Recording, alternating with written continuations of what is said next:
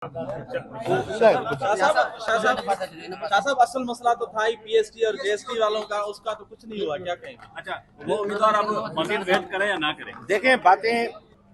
देखें जी, मैं शुक्रगुजार हूँ हमारे ऑनरेबल स्पीकर साहब का, अपोजिशन लीडर साहब का और जितने हमारी कमेटी के मेंबरान हैं उन सब का, कि उन्होंने इस हवाले से जो डिपार्टमेंट के मसाइल थे, इश्यूज थे, उनको भी सुना। उन्होंने भरपूर रिप्रेजेंट किया जो डिमांड्स हमारे नौजवानों की मुख्तलिफ जगहों पे एहतजाज की शक्ल में या उनके मुतालबात की शक्ल में मुख्तलिफ जगहों पे जो होती रही है, उठती रही है, उनको बड़ा अच्छे तरीके से इन्होंने उनको भी सुना। अब देखिए, सवाल ये है कि मैंने पहले दिन से ये बात करता आया हूँ कि भाई एजुकेशन जो डिपार्टमेंट है उसको हमें तालीम का जरिया बनाना है, रोजगार देने का जरिया नहीं बनाना। सोचें दो है, रोजगार तो मिलेगा ही मिलेगा मगर मेरिट पे मिले और डिपार्टमेंट स्ट्रेंथन हो, मजबूत हो। वो डिपार्टमेंट तब मजबूत हो सकता है जब हमारे पास हम क्वालिटी एडिशन करें। 97,000 जो टीचर्स हमारे पास आए, जिसको ऑफर लेटर्स इशू हुए, ये उस वक्त 2001 और 2021 और 2022 में सूरत हाल ये थी, जब हमने ये रिक्रूटमेंट शुरू की तो उस वक्त 12,000 स्कूल हमारे बंद थे और रिटायरमेंट का जो रेशो था वो इतना हाई था कि इस वक्त हम क्राइटेरिया को नीचे नहीं लाते तो हमारे कोई 20,000 के करीब स्कूल बंद होने का अंदेशा उस वक्त मौजूद था, क्योंकि रिटायरमेंट हो रही थी। मजबूरन हमें वार फुटिंग पे उस क्राइटेरिया को रिलैक्स करके, जो हार्ड एरिया वाली बात करते हैं ना हमारे नौजवान, इनने अपने लोगों को देने के लिए फायदा दिया।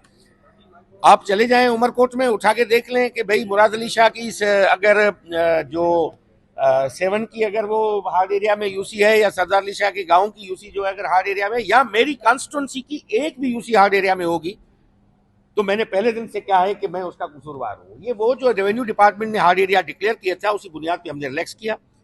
अब उसके बाद मुतालबात चले, 97,000 ऑफर लेटर इशू हो चुके, 4-5 साल ये चली, रिक्रूटमेंट प्रोसेस चला। उसके बाद मुतालबात आना शुरू हो गए। भाई 5 सालों में कोई 1 लाख से ज्यादा नौजवान यूनिवर्सिटी से डिग्रियां लेके बाहर निकले। उनकी डिमांड शुरू हो गई कि भाई सारी की सारी सीटें आप इनको दे देंगे, हम जो फ्रेश ग्रेजुएट हैं हम कहाँ जाएंगे। तो हमने उसके बाद क्या था कि 2 चीजें थी, एक तो उन नो फ्रेश ग्रेजुएट को भी मौका मिले, दूसरा कि डिपार्टमेंट को किस चीज की जरूरत है, कौन से टीचर्स की जरूरत है, वो हम लाएं। वो हमें फिल फोर जरूरत थी, एक ईसीटी की, अर्ली चाइल्डहुड टीचर्स की, दूसरी थी साइंस टीचर्स की। ये पहली दफा पाकिस्तान में हो रहा है, सिंध में पहली दफा हो रहा है कि साइंस टीचर का एक कैडर क्रिएट हो रहा है और आपके स्कूल्स में ये साइंस के उस्ताद जाएंगे और जाके स्टीम एजुकेशन पढ़ाएंगे। जनरल कैडर के तो हमारे पास कोई 1,60,000 70,000 के करीब बैठे हुए हैं टीचर। अब हमें मजीद एडिशन की जरूरत है, तो हमारे पास सीटें थी 1200 कुछ, और कैंडिडेट जो 55 की क्राइटेरिया पे पास हुए, टेंटेटिव है, मैं आपको कहूं कि ये हतमी लिस्ट पास कैंडिडेट की नहीं है कि 8,700 हैं या 8,500 हैं। ये आईबीए ने वर्बली कम्युनिकेट किया है, उन्होंने फाइनल गजेट हमें नहीं भेजी। वो फाइनल जब गजेट भेजेंगे, कि उनके कुछ वहां पे सवालों पे इख्तलाफ थे, कुछ नौजवानों ने वहां पे कंप्लेंट्स की हैं, वो उनका मसला है, आईबीए का, हमारा नहीं है। उसको वो जब ठीक करके जो फाइनल लिस्ट हमें भेजेंगे तो हमें पता चलेगा कि कितने टीचर्स हैं। अब उस पर यह हुआ कि कमेटी के सामने हमने सारे सिनेरियो रखा कि 55 पे इतने पास हुए हैं, इतनी सीटें थी ईसीटी की, इतनी साइंस टीचर की सीटें थी। अब मजीद जो इतने पास हुए हैं हमारे कैंडिडेट्स जो साइंस टीचर्स, तो कमेटी की और सबकी इत्तेफाक राय से ये था कि अब फ्रेश ग्रेजुएट्स जो हुए हैं उनको मौका दिया जाए, उनको ये ऑफर लेटर्स इशू किए जाएं, और जितने 55 से ऊपर आए हैं पास होके, उन सबको आप ले लें साइंस टीचर, क्योंकि साइंस टीचर की जरूरत है हमें। ये डिसीजन हुआ। ईसीटी के हवाले से फैसला ये हुआ कि क्राइटेरिया को कोर्ट ने कहा है कि किसी कीमत पे कम न किया जाए। ईसीटी की पॉलिसी बनी हुई है, रिक्रूटमेंट पॉलिसी बनी हुई है, क्योंकि इससे पहले हम एक बैच ईसीटी की ले चुके हैं। तो कोर्ट ने उस पॉलिसी पे स्ट्रिक्टली रहने के लिए डिपार्टमेंट को किया है, बहुत से रेफरेंसेस देके कि आप पॉलिसी पे चले और इसको कम करने के लिए आप ना जाएं और फ्रेश आप टेस्ट करवाएं। तो कमेटी ने हुक्म किया है कि इस वक्त जो पास हुए हैं 55 पे, उन सबको आप ले लें और इसके बाद बाकी जो सीटें आपकी बचती हैं आप बढ़ा सकते हो तो सीटें बढ़ाओ और 3 महीने के अंदर दूसरी टेस्ट आप भेजें IBA को और दूसरी टेस्ट कंडक्ट करवाएं।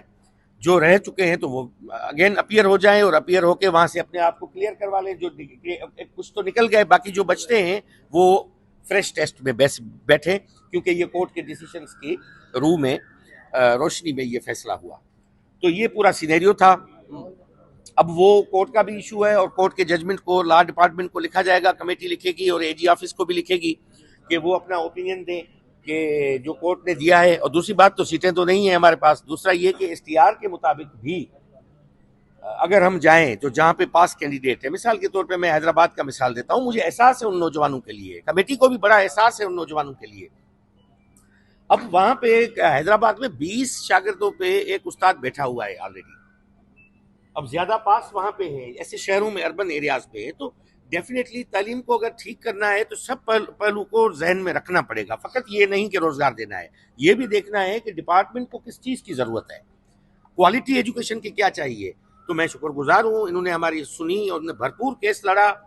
और मैं तो इनसे मजाक में कह रहा था कि पूरे कमेटी के मेंबरान को, अपोजिशन लीडर साहब को, स्पीकर साहब को, कि आप हमारे जो मुश्किलात है वो आप सुनने के लिए तैयार नहीं है। आप जो नौजवानों की बात को ज्यादा अहमियत दे रहे हैं। और जमील सुमरो साहब तो पहले दिन से असेंबली में हमें पकड़ के खड़े थे कि भाई नौजवानों का केस लड़ना है। मैंने कहा जी सर, आंखों पे जरूर हमारे जो मुश्किलात हैं वो आपको सुनने पड़ेंगे।